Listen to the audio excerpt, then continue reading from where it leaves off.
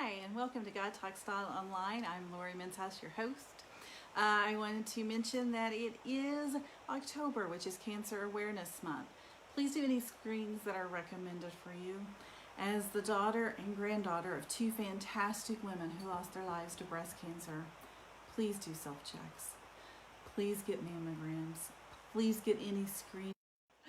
Love live TV. So, what does the Bible, Confucius, ancient Greece, Rome, Egypt, modern day Islam, Buddhism, Hinduism, Wicca, existentialism, and Platonism, including many, many more, have in common? Okay, I've got to make a confession real quick. I might nerd this out just a little bit because I think it's really cool.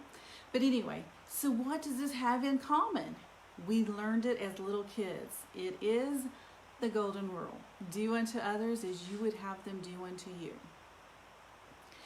There are many ways to say it. Some even say it in the negative, which is called the silver rule, which I had never heard of, but do not do to others what you would not have done to you. The oldest confirmed writing is from the ancient Egypt around 1800 BC. It's in quotation marks as confirmed because they think they have the translation right, but there's not a guarantee. In the Bible, it can be found in Exodus 23:9, which was written around 1400 BC, that says, "Do not oppress a foreigner. You yourselves know how it feels to be foreigners because you were foreigners in Egypt." The golden rule is found in most modern day religions, in many psychological and philosophical disciplines. It seems universal. Why? Because it's just that important. And because we need reminding. Because we're just that bad at keeping it. Gotta love the dogs. Consider little kids. If you have kids or babysat, you know that teaching them to share is a very hard concept to learn. I think probably their 7th or 8th word probably is mine or me, following only mom and dad and all about grandpops and grandmas. Because we want what we want when we want it and rarely want to share.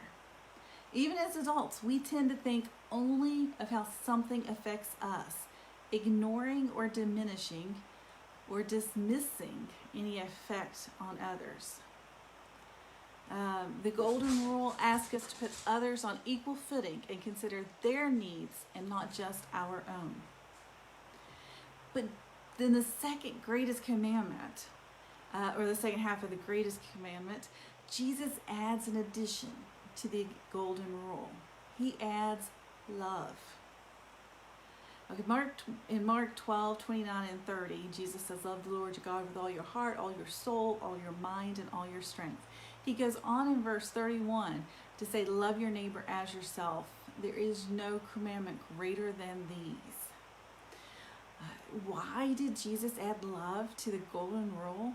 Although the golden rule is already really, really hard to follow, it's still much easier than having to love others. Boy, there's a fly crawling on my phone. Sorry about that. But we are to take that next step and love everyone too. In Romans 13:8-10, Paul says, "Love your neighbor as yourself is the fulfillment of the law."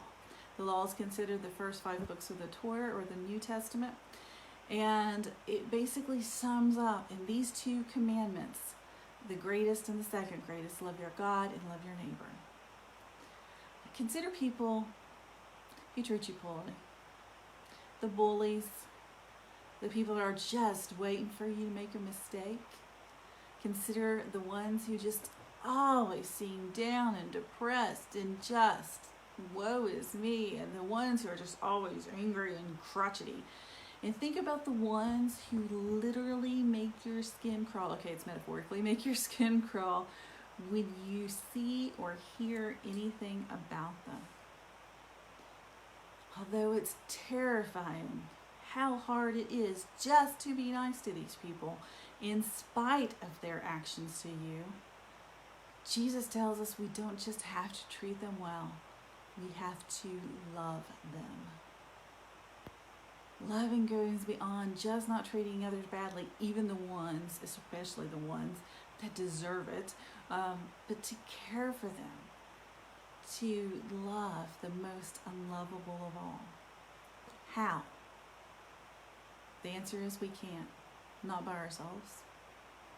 Only with God's help and strength can we truly treat people like we want to be treated, and to love even the most unlovable. May God strengthen each one of us to love others and build them up instead of tear them down. And now, football. Okay, my current record is 29 out of 20, so that's, not too bad. I'll take that. So my picks this week. This was a hard week for me to pick, I have to tell you. I think there are going to be some upsets. There were a lot of games that were too close to call for me, but I did make 2 upsets. They were the Falcons over Washington and Seattle over San Fran. Seattle's been a little bit beat up, but I think they're going to come back with a passion this week. I thought Baltimore and Denver, all odds being even, were funny, so I thought I'd mention that. Join us Wednesdays and Saturdays at 12:30. You can catch us on our YouTube channel or here on our Facebook page at GodTalks.Online. Good luck and God bless.